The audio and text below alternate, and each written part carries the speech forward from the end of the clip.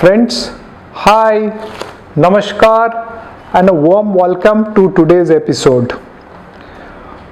Remember, where are we? We are still in the dirty 30s, and in this second part of dirty 30s, I am going to tell about the rise of Nazi Germany under the leadership of Adolf Hitler and how Nazi Germany leads the world to the biggest conflict in the history of humankind, the Second World War. I have been talking about Adolf Hitler in the earlier episodes, and so far what we know about him is he is an Austrian. He has fought in the First World War, and after the war he has moved to Munich in Bavaria, Germany, and he is now the leader of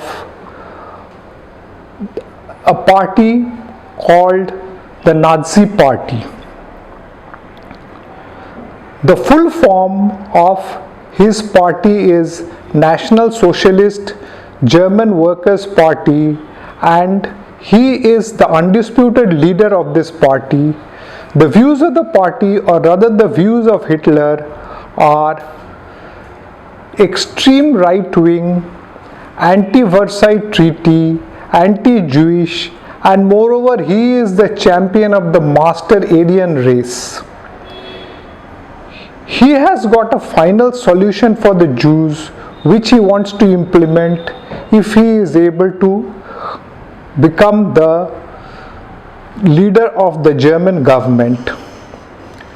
After the First World War, Germany was being ruled by the Weimar Republic, and in the 1920s and 30s there were a large number of political parties who were trying to gain popularity. Out of all the political parties in Germany, three parties including Hitler's Nazi Party were the most popular.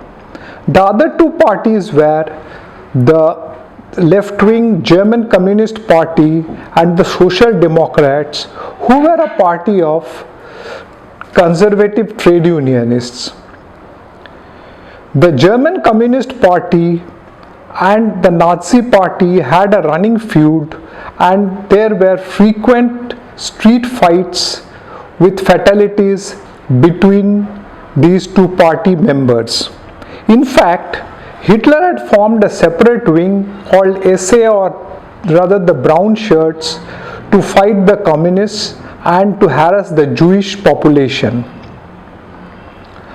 This fight went on till the Soviet Union parent Communist Party instructed the German Communist Party that their main enemy is the Social Democrats. In the 1933 election to the Reichstag, or the National Assembly, Hitler's Nazi Party became the single largest party, but they were still short of a clear majority. The Social Democrats, in order to keep the communists out of the government, supported Hitler, and the German President von Hindenburg invited Hitler to become the German Chancellor. After becoming the German Chancellor, Hitler in very quick succession did three things. First, with the assistance of his brown shirts, he set fire to the Reichstag and blamed the communists for that Reichstag fire. Next, by implementing the National Act, he banned all political parties excepting the Nazi Party and took over as the dictator of Germany. Having taken over as the dictator of Germany in early 1933, it took Hitler 6 years to lead the German people to the to the Second World War, and in the process, in the first 3 years, he had brought a lot of improvement to the German economy. As per the Versailles Treaty, Germany could not increase its armed forces and neither could Germany manufacture airplanes and other armaments. But having become the dictator, in blatant disregard to the Versailles Treaty, Hitler increased his army and he also started manufacturing warplanes, ships, and other weapons in great quantities. This in turn increased the job opportunities of the German workers, brought in money to the economy, and brought the economy in a vibrating position. In 1936, the Summer Olympics were held in Berlin. Hitler took this opportunity to exhibit the newfound strength of Germany. All over Germany, the new German army were marching along in great numbers while the airplanes flew above them in the fighter formations. At the same time, Hitler wanted to prove the superiority of the German master race. But what happened is the African American athlete J.C. Vance put a spanner in his works by winning 4 events, and Hitler got so upset with this that he did not give away the prizes and left the prize giving ceremony. Around this time, concentration camps came up all over Germany where the Jews and the other enemies of the state like the communists were held captive. During this period, the Jews started leaving the Germany in large numbers, and amongst them was the noted physicist Albert Einstein. Also, from 1936 to 1939, Hitler sent men and equipment in the aid of the monarchists fighting in the civil war of Spain, as I told in the last episode. By this, his personnel were trained and his weaponry was tested in the actual wars.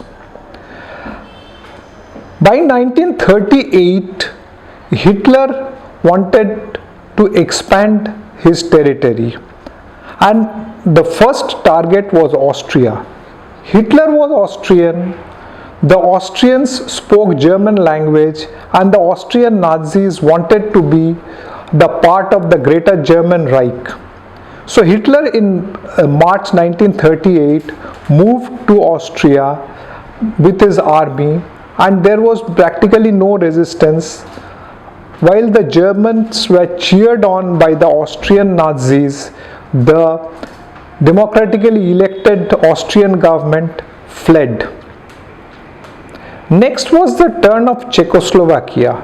This country was formed barely 20 years before, after the First World War, and it had contained a large number of German speakers, particularly in an area called Sudetenland. In September 1938, Hitler annexed Sudetenland while the world looked on. There was no resistance, no questions from the League of Nations, and the leaders of the democratic Europe, Great Britain and France, also kept silent. Within 6 months, Nazi Germany swallowed the entire Czechoslovakia. The reason cited was the Sudeten Germans were feeling insecure by the presence of the other Czechoslovakians. Of course, the Czechoslovakian army gave little resistance, but they were no match for the superior German army. Next, Hitler wanted to come into Poland. For this, in the middle of 1939, he entered into a non-aggression pact with Soviet Russia, who were the eastern neighbors of Poland. During the reconstitution after the First World War, there was a 200-kilometer stretch of Polish corridor wedged into Germany so that Poland gets access to the Baltic Sea port of Danzig. This was a bone of contention in Germany, and in September 1939, Hitler attacked Poland and through the corridor, within a matter of 2-3 days, annexed the Danzig port. And next was the turn of the eastern part of Poland, which was also conquered and annexed within a period of 7 days. This happened while the Soviet Russians moved and occupied the western part of Poland.